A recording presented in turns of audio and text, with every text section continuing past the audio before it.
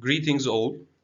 Today I'm going to present two case presentations that's going to show you how vitamin D deficiency in combination with primary hyperparathyroidism can alter presentation and fate of primary hyperparathyroidism. The first case presentation is a female, 45 years of age at the time of presentation. The main complaint was bone pains.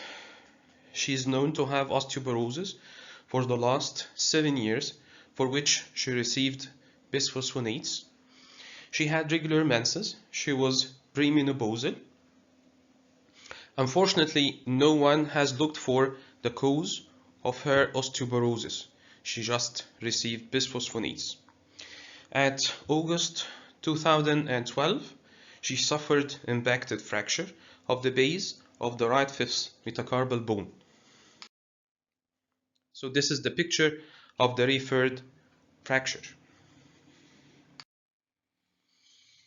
So her complaint has lasted for years. In 2005, she had a DEXA scan that showed that she suffered from osteoporosis. As you can see, for the right panel, the neck of the femur had a T-score of -2.42 and a Z-score of -2. Which is more important for this patient? Is it the T-score or is it the Z-score? According to the International Society for Clinical Densitometry, it is defined that Z-score represents bone mineral density of the patient compared to that expected bone mineral density for the patient's age and sex, while T-score represents bone mineral density compared to more bone mineral density of a young normal adult of the same sex. So it is recommended to use the T-score if you are assessing a patient that is postmenopausal women or men at the age of 50 or older. However, for premenopausal women and males younger than 50 years of age, the Z-score rather than the T-score is recommended for evaluation, and this is especially valid for children. So what is the cutoff limit for a normal Z-score? So a Z-score of -2 or lower is defined as below expected range for age, which means that our patient at 2005, 7 years ago, fulfilled the diagnosis of osteoporosis. That's why she has received bisphosphonates, but as I told you, unfortunately, no one has looked for the cause of her osteoporosis. In 2009, the DEXA scan showed some improvement with the Z-score going down from -2 to -1.7. And in 2012, it has gone down from 1.7 to -1.6. So actually, she started to show some improvement, however, not a marked improvement, in spite of the very long duration of treatment at 7 years. Because of her presentation with an impacted fracture at the base of the fifth metacarpal bone, she started to be investigated for a cause for her osteoporosis. At the time, the physician sought to exclude hyperthyroidism. She was ordered TSH, which was normal. She was ordered 3T4, which was normal, and so hyperthyroidism was excluded.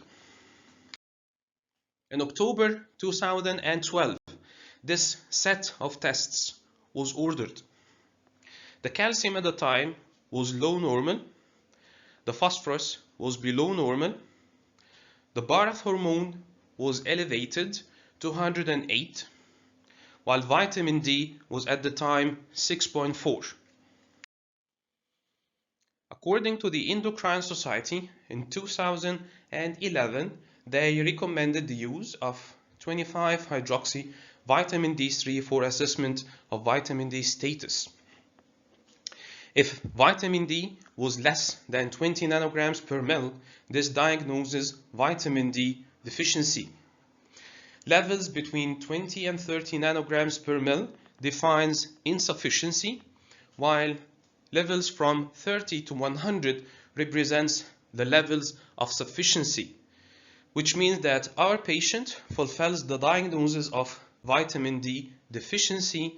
Actually, some literature defines levels below 10 as severe vitamin D deficiency. So what is the differential diagnosis for our patient? The first differential diagnosis may be this patient suffers from Normo-calcemic Hyperparathyroidism. What are the particulars of this diagnosis? We have elevated parathormone, we have low phosphorus, we have low normal calcium, and we have osteoporosis. According to guideline, for the diagnosis of Normo-calcemic primary hyperparathyroidism, it is essential to rule out the other causes of secondary hyperparathyroidism, among which, or the most important, would be vitamin D deficiency. Other causes need to be excluded, like renal impairment or renal calcium leak. So if this patient did not have vitamin D deficiency, this would be the diagnosis. And so the more likely diagnosis would be secondary hyperparathyroidism due to vitamin D deficiency. What supports this diagnosis is that we have elevated parathormone, secondary hyperparathyroidism, low phosphorus because of decreased phosphorus absorption, low vitamin D, and having bony aches. Actually, bony aches goes in favor of osteomalacia. Osteomalacia is the clinical syndrome of vitamin D deficiency. In osteomalacia, there is swelling of the osteoid material which stretches upon the periosteum and causes pain. Osteomalacia is painful, while osteoporosis is not painful. And so we have clinical evidence and biochemical evidence of vitamin D deficiency, and at this time it was decided that this is a more probable diagnosis for our patient. And accordingly, this patient was prescribed vitamin D injections every 2 weeks for 2 months. In December 2012, this set of tests were ordered. At this time, calcium started to rise and it reached 11.8, that is higher than normal. Phosphorus remained below normal, and vitamin D improved partially up to 18 nanograms per ml. In March 2013, calcium remained elevated at 11.5, phosphorus low normal at 2.5, parathormone still elevated at 160, and vitamin D markedly improved up to 51. At this point, the decision was to stop the previous treatment plan for 1 month, because at this time it was speculated that maybe this hypercalcemia is related to hypervitaminosis D.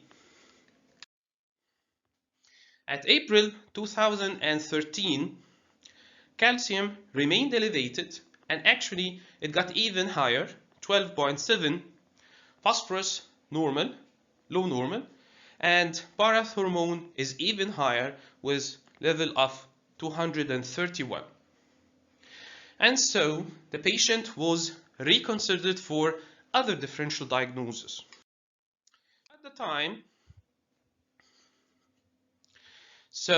the time, the primary differential diagnosis was primary hyperparathyroidism. In favor of this diagnosis, an elevated parathormone, low or low normal phosphorus, elevated calcium, and the presence of osteoporosis. The other differential diagnosis was familial Hypocalciuric hypercalcemia. In favor of this diagnosis, an elevated parathormone, markedly elevated calcium, and vitamin D that is normal, excluding secondary hyperparathyroidism.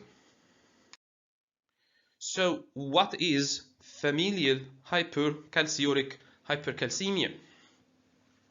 So we know that we have what we call calcium sensing receptors. This type of receptors is expressed both in renal tubules and in parathyroid gland. Calcium sensing receptors and the renal tubules, they regulate both calcium excretion and renal tubular reabsorption of calcium.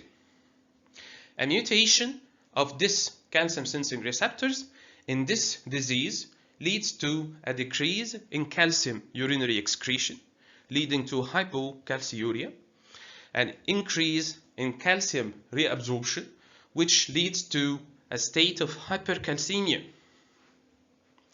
Calcium sensing receptors expressed in the parathyroid gland, they regulate the rate of production and secretion of parathormone. Because of the same mutation affecting calcium sensing receptors expressed in the parathyroid gland, these receptors do not properly sense the level of calcium in the blood. And so, in spite of that these patients have hypercalcemia due to increased calcium reabsorption, these patients do not have suppressed parathormone. So, in most of the patients, they would have hypercalcemia with inappropriately normal parathormone, or in 20% of these patients, they would also have mild elevations of parathormone. And so, these patients would have a combination of hypocalciuria, hypercalcemia, and normal in 20% of the patients, higher than normal parathormone, which would mimic the state of hyperparathyroidism. So the key for differentiation would be urinary calcium excretion, because in 75% of these patients, they would have hypocalciuria. That is to say, they would have less than 100% of milligrams of calcium excreted in urine per day. In order to differentiate these two disorders, we may use phosphorus level. However, to complicate things more, only 50% of patients with primary hyperparathyroidism will have hypophosphatemia.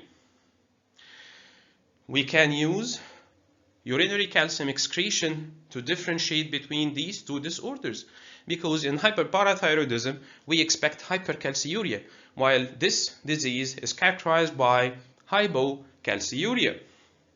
However, to complicate things more, only 40% of patients with hyperparathyroidism would have hypercalciuria.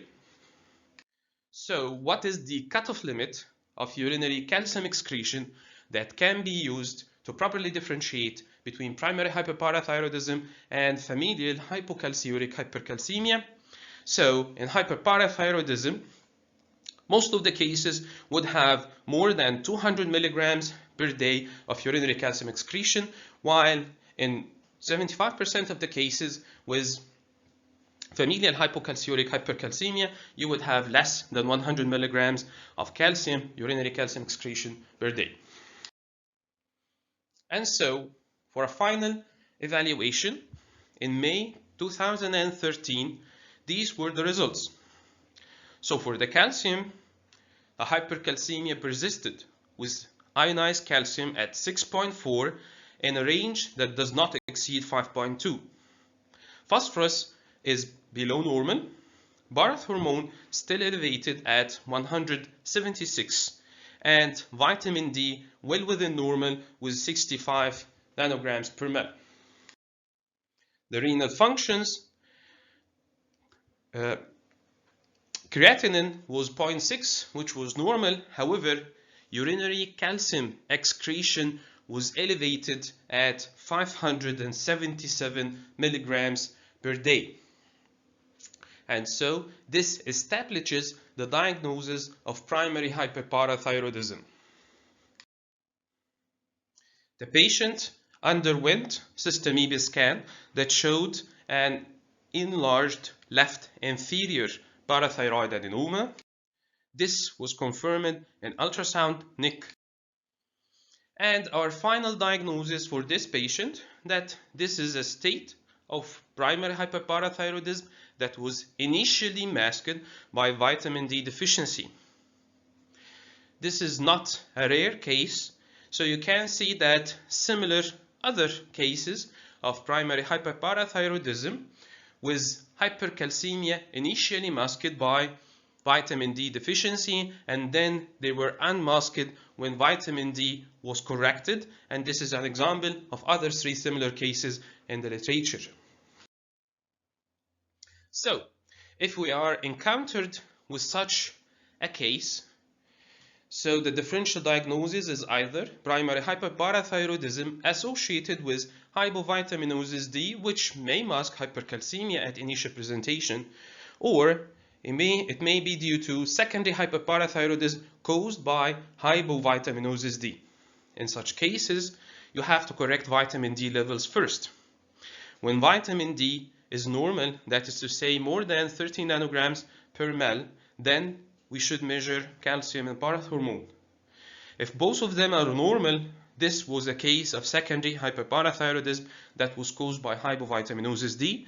If both were elevated, like our case, so this is a patient with primary hyperparathyroidism that was initially masked by hypovitaminosis D.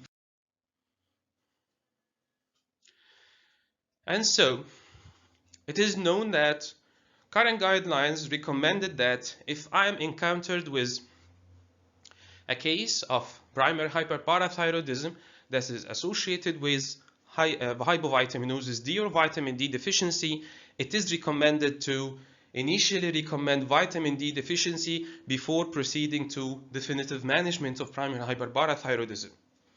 So in theory, if I correct vitamin D deficiency, this may actually exacerbate hypercalcemia or may lead to life-threatening hypercalcemia. However, this meta-analysis shows us that following this recommendation will not worsen the state of hypercalcemia in patients presenting with hypercalcemic hyperparathyroidism.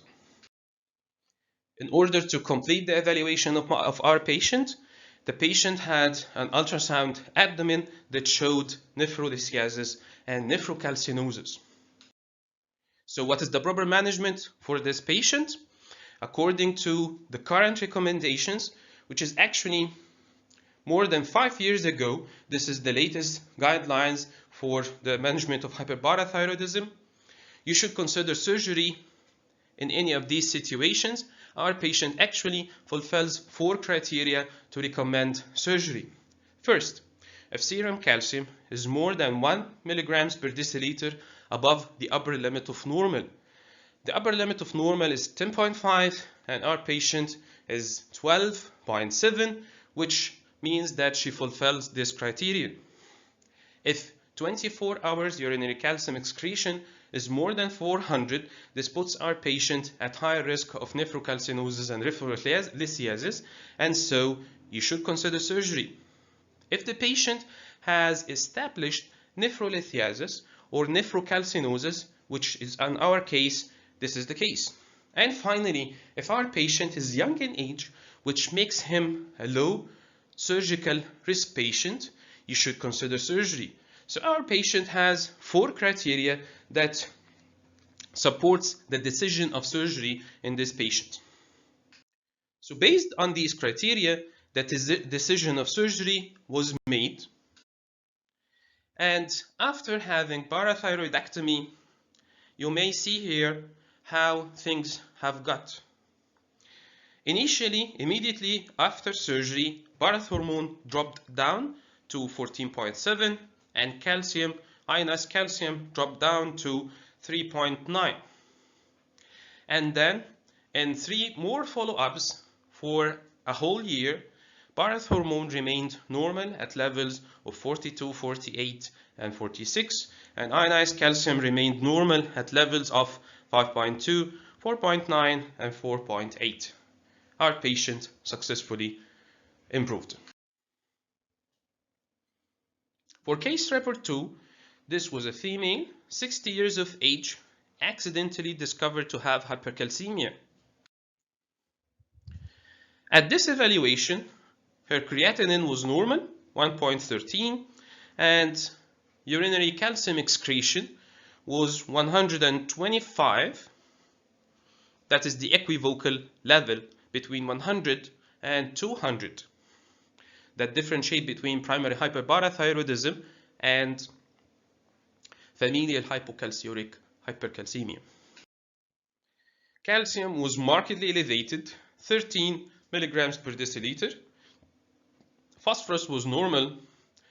Parath hormone was actually more than 2,500. Vitamin D deficiency. Vitamin D showed severe vitamin D deficiency with levels only 8.8 nanograms per ml. At this point, the patient was diagnosed as primary hyperparathyroidism associated with vitamin D deficiency. She was ordered a Sestamibi scan. When she had her Sestamibi scan, it actually showed a mediastinal parathyroid adenoma. Unfortunately, the patient had both femur shaft fracture while performing Sestamibi scan.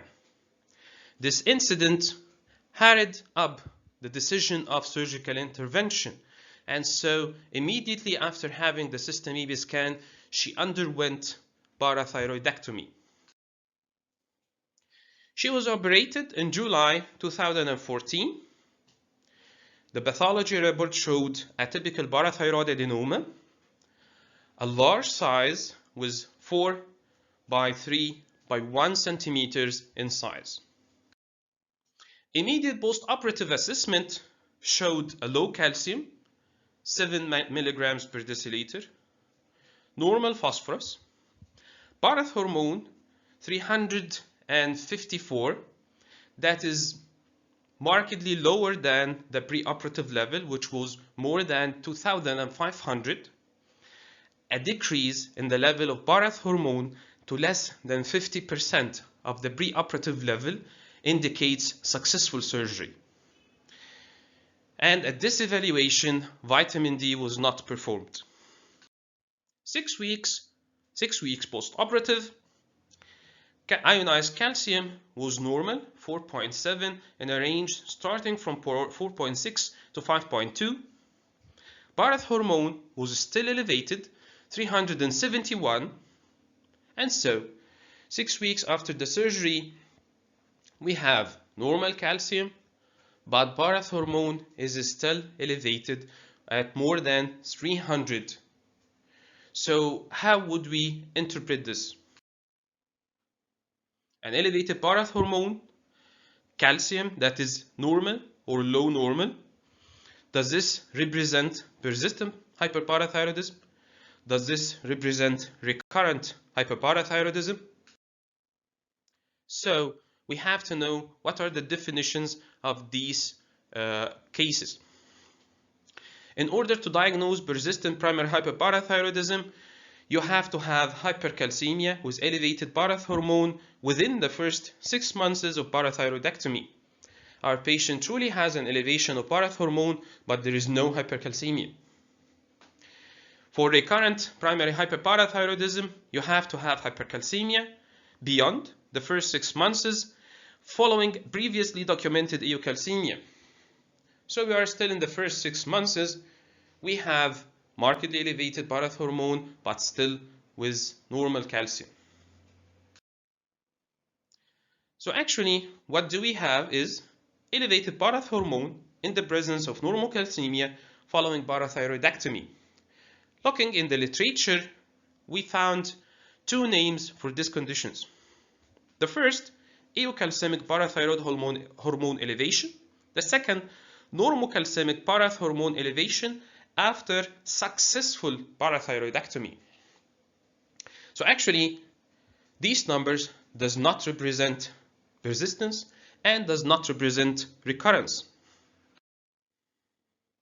So is this condition common? So actually, this is a list of reported series that monitor this phenomena, the eocalcemic or Normo-calcemic parath hormone elevation after successful parathyroidectomy. You can see that this is actually a common condition with the lowest reported prevalence, 12%, and the highest reported prevalence, 43% of cases undergoing successful parathyroidectomy. So what are the concerns about this observation? The first interpretation, maybe this represents incomplete parathyroidectomy because preoperative localization and intraoperative parathormone fails to identify multiglandular disease in 16% of the patients, although this patient does not fulfill persistent hyperparathyroidism. Or maybe this elevation of parathormone represents an early sign of future hyperparathyroidism. So let's see what the literature tells us about this condition. What are the causes for this condition? First, vitamin D deficiency leading to secondary hyperparathyroidism. Our patient truly suffers from severe vitamin D deficiency. The second explanation would be bone remineralization or bone hungry syndrome. A third one is parathormone receptor downregulation as a response to the high preoperative parathormone level that represents a state of parathormone resistance. Or maybe this is a change in calcium sensing receptors that control the level of parathormone release. Or maybe this is due to chronic renal impairment in which parathormone resistance is observed.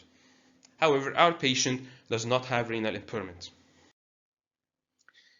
What are the predictors or risk factors to develop eocalcemic or normocalcemic parathormone elevation after parathyroidectomy? Actually, this is the list of predictors, and our patient fulfills 4 of these predictors. First, higher initial preoperative parathormone, especially above 225. Our patient actually was more than 2,500. Number 2, lower 25 hydroxyvitamin D3. Our patient had a preoperative level of 8.8. Older age, our patient was 60 years of age. And finally, greater gland volume. Actually, the resected parathyroid adenoma was very large, with the maximum dimension reaching up to 4 centimeters. So actually, our patient had more than one predictor for this condition. What is the final outcome? The prevalence of this isolated elevation of parathormone decreases with time. So in one series, it was noted that immediate post-operative 28% in this series showed this elevation. 1 year later, it was 19% only, and 5 years later, it was only 16%. This shows us, number 1, a gradual decrease in the prevalence of this condition. Number 2, that this elevation with Normo-calcemia can persist up to 5 years. Number 2, regarding the concern that this may predict an early recurrence of this condition, actually the recurrence rate was similar to those exhibiting normal parathormone immediately post-operative. How should we deal with this condition? We should repeat imaging scans, whether this is ultrasound or Sestamibi scan, if this elevation persists for 1 year or more. So our patient, knowing that she suffers from vitamin D deficiency, she was prescribed vitamin D injections every 2 weeks for 2 months and then every 1 month for 3 months. And here you can see the follow-up of our patient over 3 years post-operatively. For parathormone, starting from 371, 3 years later you can see that the patient reached 78. This is very close to normal. Vitamin D starting from 8.8 and then 11.5, and then the patient achieved normal vitamin D levels, and this was maintained for 3 years with levels ranging from 37 and up to 66. And the patient during the whole 3 years maintained Normo-calcemia. The patient never recorded hypercalcemia. So the main conclusion for our presentation is that having vitamin D deficiency initially in combination with primary hyperparathyroidism can mask hypercalcemia caused by primary hyperparathyroidism, and this may delay the diagnosis.